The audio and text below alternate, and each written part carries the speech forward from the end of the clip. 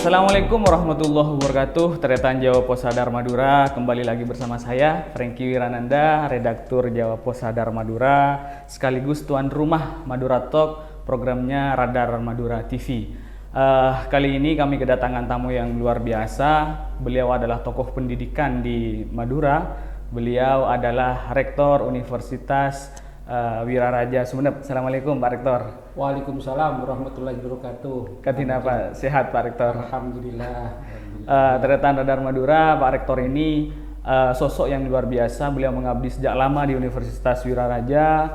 Beliau juga sempat menjadi wakil rektor dan beberapa pengalaman yang lain sehingga sampai sekarang menduduki puncak tertinggi di Universitas Wiraraja. Pak Rektor, beberapa tahun terakhir ini di Madura indeks pembangunan manusia masih rendah, bahkan terendah di Jawa Timur. Sekalipun ada beberapa pihak yang mempertanyakan validitas dari Badan Pusat Statistik, apakah benar data itu valid atau tidak. Tetapi kita sebagai seorang akademisi tetap harus mengurai persoalan-persoalan yang terjadi di Madura ini. Menurut Pak Rektor sendiri, kenapa angka IPM kita masih rendah? Oke, terima kasih. Assalamualaikum warahmatullahi wabarakatuh. Masyarakat di Madura yang saya hormati. Kalau kita perhatikan, memang hasil kemarin dari statistik ya, IPM kita itu di Madura masih rendah ya. Masih rendah, betul. Rendah terus. Bagaimanapun itu adalah fakta. Hasil dari survei statistik nasional ya. Tidak boleh lah bagaimanapun itu harus kita akui. Betul ya, harus kita akui, kita nggak boleh menyalahkan, tetapi yang terpenting adalah kita mencari solusinya. Harus, kalau istilahnya Mas Franky tadi, mengurai kan gitu ya. Mengurai bagaimana IPM di Madura ini agar meningkat. Jadi saya sebagai pelaku ya di dunia pendidikan, khususnya di dunia pendidikan tinggi, memang udah melihat itu hal-hal. Untuk itu kami di perguruan tinggi, khususnya di Universitas Wiraraja ini, menangkap hal itu harus dicarikan jalan keluar. Jalan keluarnya, betul. Bagaimana jalan keluarnya dunia pendidikan? Karena memang salah satu indikator dari IPM itu adalah pendidikan. Ya. Dari beberapa indikator penentu IPM itu adalah salah satunya pendidikan. Salah satu pendidikan.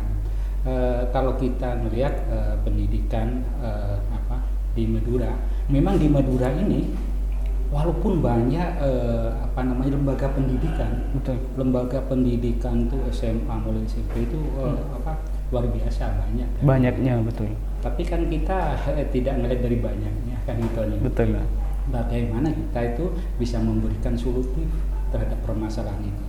Di dunia pendidikan tinggi di Madura ini ada 43 perguruan tinggi Semadura, ya. PTN dan BTS Pak ya. PTN dan BTS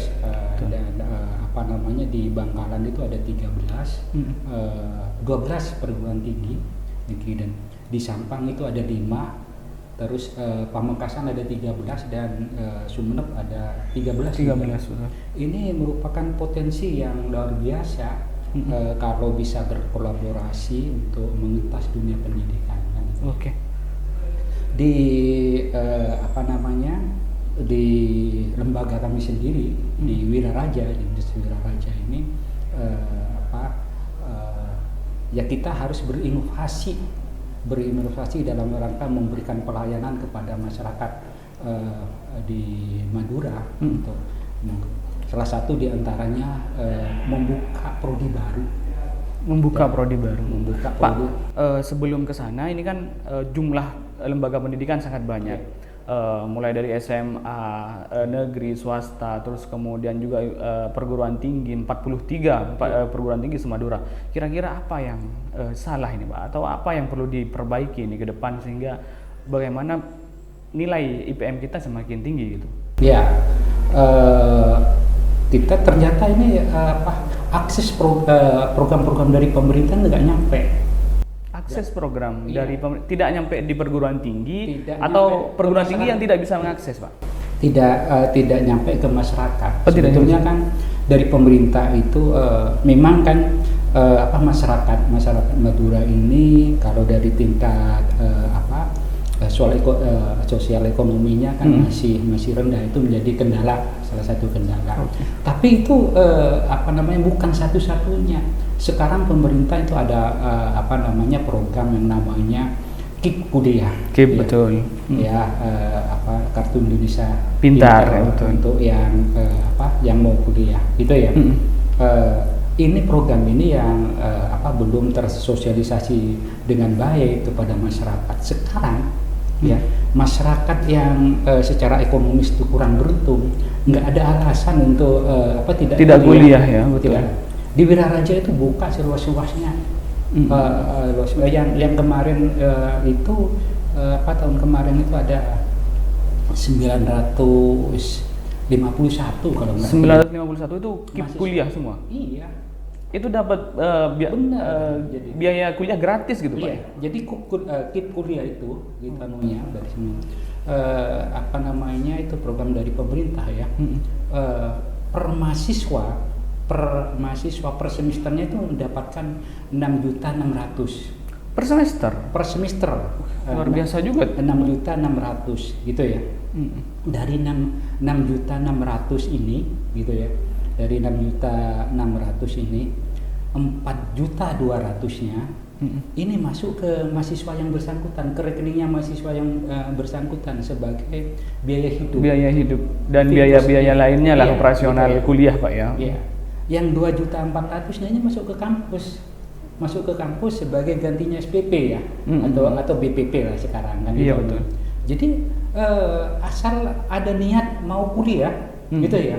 Jadi nggak ada alasan, ada alasan, dan Wiraraja itu memfasilitasi itu semua. Oke, siap. Gitu. Tretan Radar Madura ini kan informasi yang layak untuk disimak oleh masyarakat Madura ini secara luas, bahwa saat sekarang ini pemerintah memberikan program yang seluas-luasnya kepada masyarakat agar bisa berkuliah.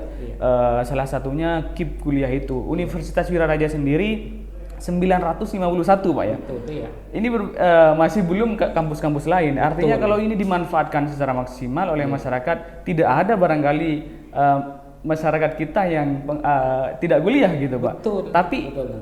Sosialisasinya yang kurang atau bagaimana nih, Pak? Ya itu memang sosialisasi yang kurang ke masyarakat, nggak nyampe lah. Saya terutama Sosialisasi itu dari kampus atau dari pemerintah, Pak? seharusnya dari kampus ya, dari pemerintah ya, dan seharusnya itu lembaga pendidikan untuk yang tingkat LTA yang ingin melanjutkan gitu ya. Suatu contoh di Kabupaten Sumeneb ini per tahun dari yang SMA ya, SMA baik SMA sederajat lah, Pak ya. SMA yang sederajat itu tiap tahun itu sekitar 12 sampai 15.000. 15.000. Iya, yang lulus SMA negeri maupun swasta. Iya, dari daratan dan kepulauan gitu ya. Oke. 12 ya tiap tahunnya. Lah, Wiraraja aja hanya menampung itu, bisa menampung itu 1.300-an itu. 1.300-an. Lah sisanya itu kemana? Kan gitu ya. Oke, betul. Nah, ini kan permasalahannya juga kan gitu. Kalau biaya dijadikan alasan, pemerintah sudah memberikan lain program-program dari kampus. Kampus itu terutama Wiraraja memberikan beasiswa di luar yang tidak tercover oleh KIP itu ya, memberikan beasiswa tahfidz Al-Quran. Iya. Ini untuk lulusan-lulusan pesantren barangkali, Pak. Iya. Jadi yang SMA dia punya tahfidz Al-Quran sebagai penghafal Al-Quran 2 juz. 2 juz saja ya. Cukup 2 juz itu sudah memiliki bisa masuk kampus dengan fasilitas beasiswa gitu. Iya. Gitu. Iya. Ini dari saking mendorongnya agar lulusan-lulusan SMA itu bisa kuliah gitu, Pak ya. Jadi tahfidz Al-Quran ya. Jadi tapi ini harus berproses berproses. Jadi masuk itu harus minimal hafal 2 juz. Terus kemudian di semester ditingkatkan lagi 4 juz sampai lulus itu diharapkan nanti bisa 30 juz itu. Karena di Wiraraja itu ada lembaga atau organisasi masyarakat yang khusus masalah penghafalan Al-Quran, lembaga itu. Khusus yang tahfidz Pak ya, yang berarti tahfidz. Belum lagi yang yang dari yayasan beasiswa kepulauan. Oke. Masyarakat yang dari kepulauan itu, jadi Sumeneb itu kan memang khusus ya, Kabupaten Sumeneb ada 126 pulau. Betul. Nah itu memang dari pulau atau dari kecamatan ke kabupaten itu aksesnya cukup susah dan butuh biaya mahal juga gitu Pak ya. Betul. Nah itu yang punya niat untuk kuliah meningkatkan studi lanjut kita fasilitasi itu. Khusus yang masyarakat kepulauan yang ini. Ada beasiswa tersendiri, ada di samping yang ada program Kipkude itu tadi. Betul. Ada program beasiswa tahfidz Al-Quran, ada yang kepulauan gitu ya. Artinya kalau dari 1.300, 951 sudah keep kuliah, sisanya ini bisa berarti secara total dapat beasiswa semua. Iya, gitu. Siap. Ya kan gitu anunya dan Wiraraja gitu ya. Selalu mengembangkan prodi-prodi itu untuk memberikan pilihan kepada masyarakat gitu ya. Bukan hanya, dan pilihan-pilihan itu terutama yang bagi generasi milenial ya istilahnya. Ada buka 4 prodi baru, ya teknik informatika yang sudah jalan tahun kemarin, terus kemudian ada sistem informasi, terus kemudian ada bisnis digital, ya sudah merambah ke digital Pak ya. Bisnis digital, terus kemudian DKV ini desain komunikasi visual. Ya, jadi ini kan monggo kepada milenial ini ya, silakan bergabung. Berarti arahnya nanti ke ekonomi kreatif dan industri-industri kreatif lainnya gitu Pak ya. Oke. Wiraraja itu memang menyiapkan untuk mahasiswanya itu nanti sebagai entrepreneur. Oke, siap. Catatan Radar Madura, apa yang dipaparkan oleh Pak Rektor tadi menambah wawasan buat kita, terutama bagi masyarakat yang belum tahu bahwa ada program beasiswa. Di Wiraraja sendiri dari kuota 1.300 itu hampir semuanya beasiswa, program beasiswa. Artinya tidak ada alasan bagi masyarakat untuk tidak menguliahkan anaknya kalau hanya persoalan biaya. Karena dari pemerintah sendiri biaya kuliah sampai biaya hidup juga ditanggung gitu Pak ya. Nah ini masyarakat barangkali Tretan Jawa Pos Radar Madura bisa menyimak secara langsung apa yang disampaikan Pak Rektor Wiraraja dan barangkali nanti bisa ditindaklanjuti mengkuliahkan putra-putrinya ke Universitas Wiraraja kan begitu Pak. Pak, apa yang ditawarkan Wiraraja kepada masyarakat dalam rangka memecah persoalan-persoalan yang terjadi di Sumeneb pada khususnya dan Madura pada umumnya Pak? Ya, jadi gini, Madura ini kalau di diskusi di antara perguruan tinggi itu dikatakan Madura ini tadi seksi karena SDM-nya yang luar biasa. SDM luar biasa, SDA juga. Tapi SDM-nya luar biasa juga Pak. Banyak orang-orang Madura yang mengisi jabatan penting di pemerintahan, terutama di pemerintah pusat gitu. Itu kan luar biasa juga gitu Pak. Ya. Jadi kalau diskusi di antara pimpinan perguruan tinggi itu dikatakan Madura ini seksi karena SDA-nya luar biasa. Saya katakan Madura itu bukan hanya seksi, lebih dari itu. Madura itu saya katakan akan menjadi madunya negara. Madunya negara. Dan itu tidak menutup kemungkinan. Tidak menutup kemungkinan. Lebih contoh gitu ya. Kalau banyak pelaku-pelaku kontraktor migas gitu ya, yang melakukan eksplorasi di 4 kabupaten di Madura, itu luar biasa kan gitu ya. Betul. Madura di Sumeneb aja saya yang tahu. Sumeneb itu ada pulau namanya Pekerungannya. Pekerungan betul Pak. Pekerungan besar. Itu ada operator migas Kangengan Energi Indonesia. Betul. K itu menyuplai energi di Jawa Timur ini 53%. 53% untuk kebutuhan Jawa Timur. Jawa Timur. Jadi sumber migas di Jawa Timur itu disuplai dari Madura. Itu dari K saja. Dan Oke. ya.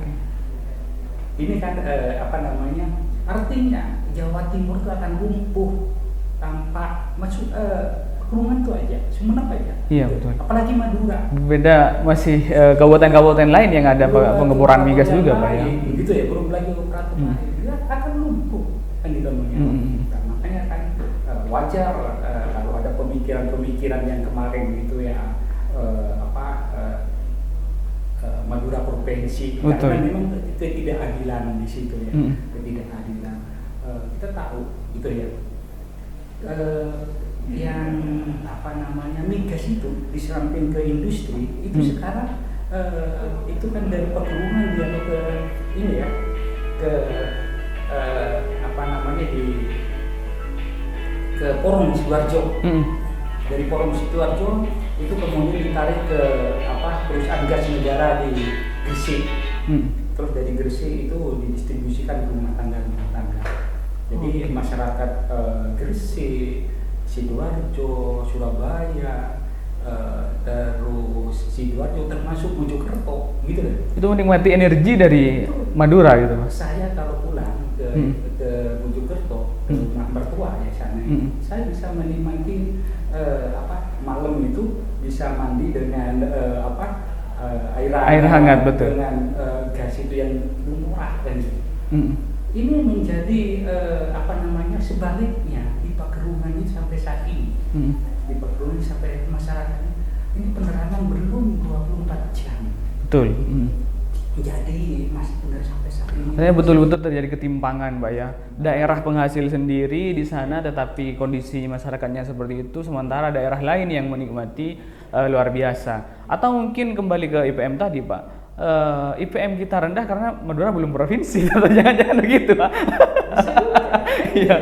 Karena kan penghitungannya sangat banyak, 38 kota dan kabupaten di Jawa Timur itu yang menjadi perbandingan. Sementara Madura selama ini pembangunannya juga tidak terlalu signifikan dibanding kota-kota lain. Atau memang seperti itu, Pak, kondisinya? Iya, saya kalau ada pemikiran itu saya sangat memaklumi, sangat memaklumi dan memang hasil kajian dari beberapa perguruan tinggi yang sudah di forum rektor itu sangat layak kan gitu.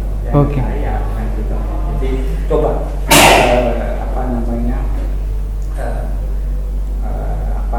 jumlah kalau kita lihat yang 8 provinsi baru betul. Daerah otonomi baru itu 8. Coba dilihat jumlah penduduknya berapa? Betul. Dari 500.000, 800.000, walaupun itu kabupaten dan kotanya terpenuhi, betul. Tapi kan secara demografi masih menang kita lah. Kita hampir 5 juta penduduk, Pak ya. Jadi artinya gitu ya, jumlah penduduk itu seharusnya jadi indikator juga. Kalau kita lihat usulan itu yang hanya satu yang 1 juta 500 yang lain di bawah 1 juta semua gitu Pak. Yang 8 persiapan tuan Pak. Iya, kalau yang persiapan. Kalau itu hanya satu kabupaten di Madura. Betul. Artinya kan dengan jumlah penduduk yang padat ini, itu ya demokrakan sangat. Oke, siap. Tretan Radar Madura berbicara Provinsi Madura memang sebuah topik yang menarik dan seksi untuk dibicarakan, Pak ya. Sampai saat ini kami di Jawa Pos Radar Madura masih konsisten mengawal isu-isu Madura Provinsi itu tadi. Beberapa waktu lalu seluruh pimpinan perguruan tinggi di Madura mendeklarasikan dukungan terhadap Madura Provinsi. Salah satu di dalamnya adalah Universitas Wiraraja yang juga getol menyuarakan Madura Provinsi. Menurut Pak Rektor sendiri, kenapa Madura harus provinsi dan apa yang akan didapat oleh masyarakat ketika Madura menjadi provinsi? Ini yang perlu diluruskan kepada masyarakat, Pak. Ya, menurut saya kan gini, apapun lah ya, yang baik selama itu akan menambah kesejahteraan kepada masyarakat harus kita dukung, Jadi segala upaya yang bisa meningkatkan kesejahteraan masyarakat. Dan memang dari kajian akademik, secara kajian akademik menjelang sebagai provinsi itu yang dilakukan oleh teman-teman dari perguruan tinggi dan UPN dan di Madura kemarin juga itu sangat layak dari beberapa indikator kan gitu. Betul. Itu aja jadi kalau kami ini dari para pimpinan perguruan tinggi itu nggak ada kepentingan dan itu nggak ada lebih, cuman kita berkepentingan bagaimana IPN di Madura ini bisa meningkat dan kemiskinan juga yang bisa di Jawa Timur juga nggak ranking terbawah ya. Jadi kan seperti kita ketahui kan tingkat kemiskinan di Jawa Timur masih 10 besar Pak, bahkan 3 kabupaten di 5 besar gitu. 5 besar ini harus diperjuangkan. Kalau ternyata salah satu upayanya untuk memperjuangkan dari provinsi, apa salahnya gitu ya. Berpisah dari Jawa Timur tapi lebih bahagia, lebih baik begitu, lebih baik berpisah dari Jawa Timur tetapi bahagia ketimbang bersama tetapi menderita, kira-kira begitu Pak. Terakhir Pak Rektor, apa yang disampaikan Pak Rektor tadi cukup menarik. Jawa Timur ini akan lumpuh tanpa Madura, kira-kira begitu. Nah, sementara secara regulasi pemekaran wilayah daerah otonomi baru harus sepersetujuan pemerintah Provinsi Jawa Timur. Nah, kalau Pemprov Jatim sadar bahwa akan lumpuh, apa kira-kira rela Pak melepas Madura kira-kira? Jadi kita bisa belajar bersama dari kasus Lapindo ya. Kejadian Lapindo itu dari pembelajaran bersama. Apa kebijakan pemerintah pada waktu itu? Ada 3 kebijakan pemerintah yang perlu diselamatkan. Pertama, selamatkan jalan tol, tidak terselamatkan. Kan gitu ya? Yang kedua, jalur kereta api masih bisa diselamatkan. Yang ketiga, jalur gas.